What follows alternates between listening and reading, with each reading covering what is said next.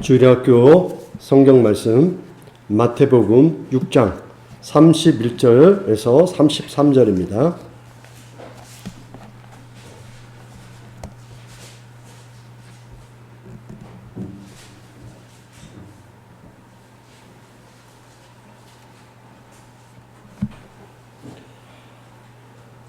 그러므로 무엇을 먹을까, 무엇을 마실까, 혹은 무엇을 입을까 하면서 걱정하지 마라.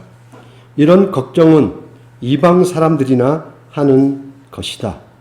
하늘에 계신 너희 아버지께서는 너희에게 이 모든 것이 필요한 줄을 아신다. 먼저 아버지의 나라와 아버지의 의를 구하라. 그러면 이 모든 것들이 너희에게 덤으로 주어질 것이다. 아멘. 자, 등이 혹시 가려울 때 손이 닿지 않으면 어떻게 하죠, 우리? 혹시 내가 등이 가려워요? 또 엄마, 아빠나 할머니, 할아버지가 등이 가려우면 손이 안 닿아. 그러면 무엇을 사용하죠? 지금은 혹시 그 사용 안 할 수도 있겠다. 생각해보니까요. 저 그까지 생각 못했네요. 네. 이게 뭐예요? 효자손. 알고 있구나. 예. 내 손이 가끔 가려울 때 어때요? 이게 안 닿는 부위가 있잖아요. 좀 더 유연한 사람은 뭐 좀 더 손이 가겠죠. 예, 뭐 자유롭게. 그러나 할아버지 할머니들은 어때요? 좀 더 이제 관절이나 이 신경계통이 젊은 사람하고 다르기 때문에 손이 안 가니까 그래도 이 효자손을 통해 어때요? 안 가는 부위에 가장 힘든 부분을 이게 걷겠죠. 예. 그렇죠? 예. 가려울 때 손이 안 닿는 부분을 쓱쓱 긁으면 어때요? 시원하죠. 예. 이거 저희 집에서 쓰는 거예요, 이거. 예, 목사님들이 써요. 가끔 손이 안 닿는 부분이 있거든요. 땀을 흘리거나 어떻게 보면 그때는 가렵더라고요. 손이 안 닿으면 어떻게 해요? 어떻게 방법이 없잖아요. 효자손이 있어야 이걸로 쓱쓱 긁으면 시원해진단 말이에요. 물론 저 어릴 때는 이 효자손이 아니었어요. 매였어, 매. 집에서 이 효자손 보면 화가 나서요. 딴 데다 이렇게 숨겨놓고. 왜 그런지 모르겠어요. 내가 가려울 때만 사용을 합니다. 그런데 가려울 때 사용하고 시원해지면 어때요, 이제? 보통 이 효자손을 소중하게 간직하지 않죠. 그냥 어디 툭 던져놓죠.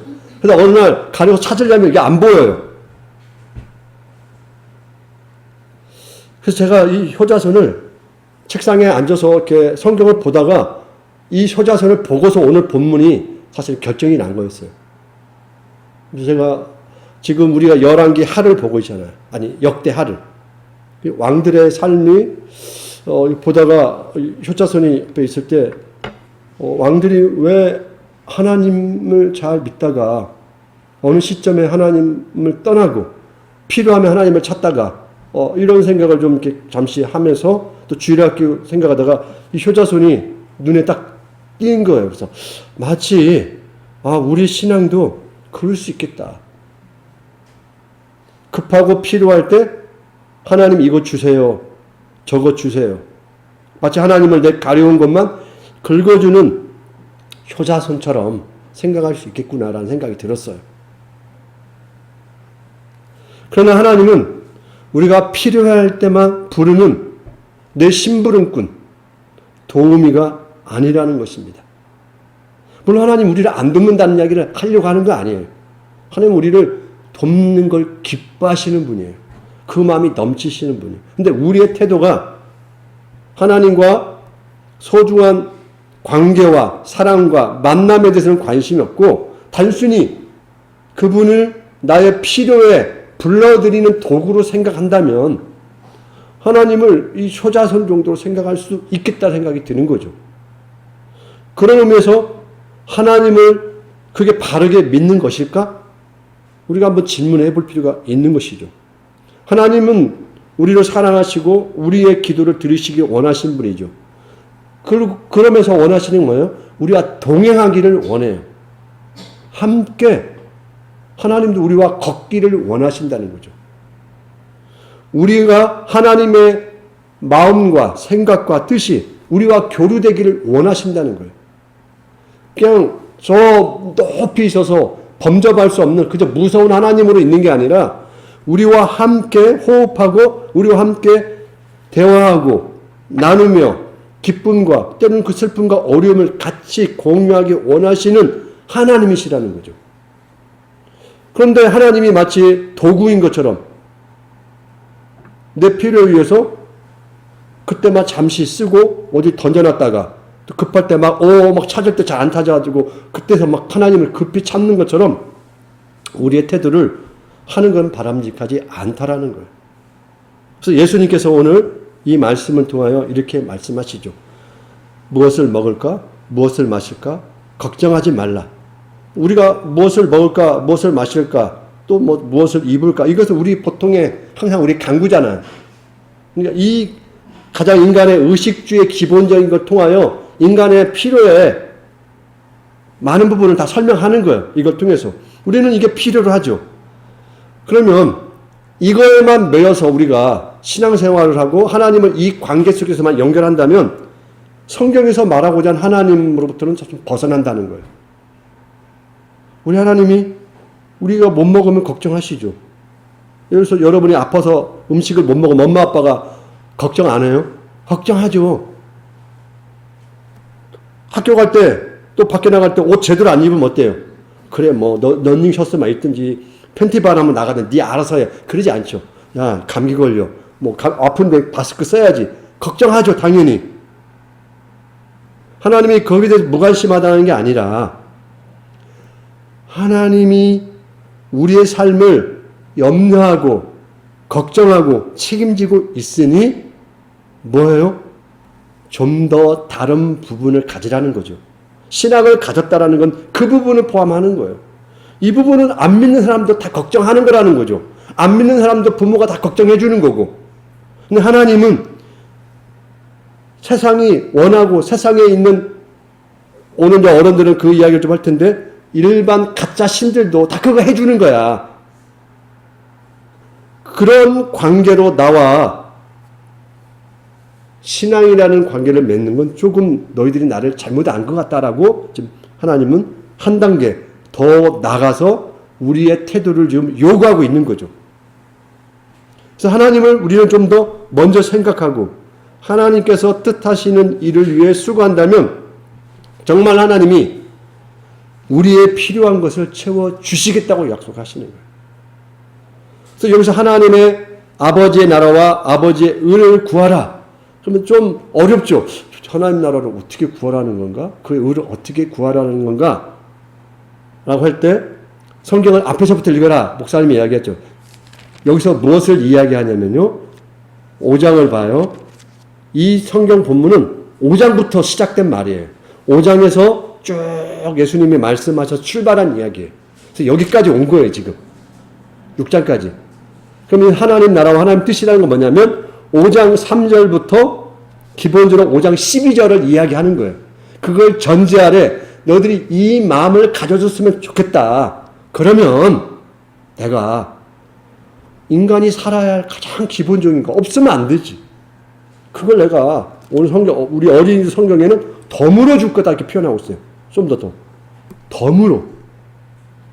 5장 3절부터 12절 내용이 뭐예요? 별로 우리가 관심 갖고 싶지 않는 내용들이에요, 사실은. 보통 이방 사람들, 오늘 예수님이 말하는 이방 사람이나 이방 종교 우상들은 여기에 관심이 없는 내용이에요. 우리 하나님은 여기에 관심이 있다라는 거예요. 참 희한하죠. 근데 이 내용이 아까 먹고 입고 자고 하는 우리 이 몸에는 별로 도움이 안 되는 것들이에요. 근데 이걸 하나님과 함께 살아내면 너희들이 정말 필요로 했던 그 부분은 내가 덤으로 주는 부분이다. 좀 이걸 먼저 좀 보기를 원한다. 그게 뭐예요? 마음이 가난한 사람은 복이 있다. 슬픈 사람은 복이 있다. 슬퍼하다는 게 여기서 갑자기 내가 병이 들어서 아파요. 이런 슬픔을 말하는 게 아니라 하나님의 거룩과 의에 의해서 죄악의 문제를 슬퍼하는 거예요. 이걸 이야기하는 거예요. 그러니까 인상 맨날 이렇게 쓰고 나 슬퍼 이걸 요구하는 게 아니라 마음이 온유한 사람, 의에 줄이고 목마른 사람, 자비로운 사람, 마음이 깨끗한 사람, 평화를 위해 일하는 사람, 어렵게 살려고 하다가 박해를 받는 사람, 사람들이 나 때문에 모욕받고 박해를 받고 그 일로 나쁜 말을 들을 때 오히려 그것 때문에 기뻐하라는 거죠. 이걸 하나님의 나라와 의라고 받아들이고 산다면 너희들이 정말 이 몸을 위해 필요한 부분들은 내가 신경 쓰겠다는 거예요.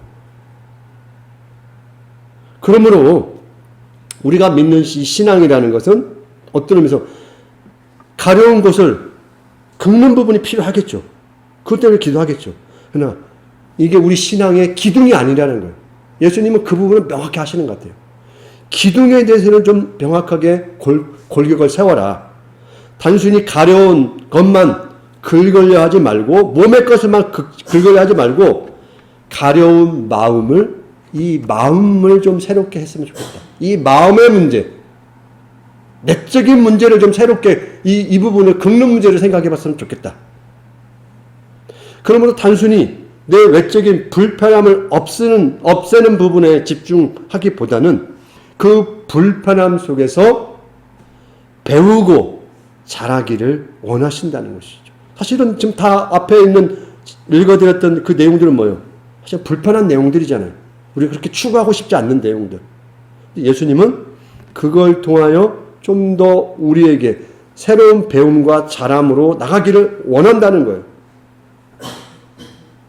그런 의미에서 어느 순간 기도한 대로 안 될 때도 있다라는 거예요.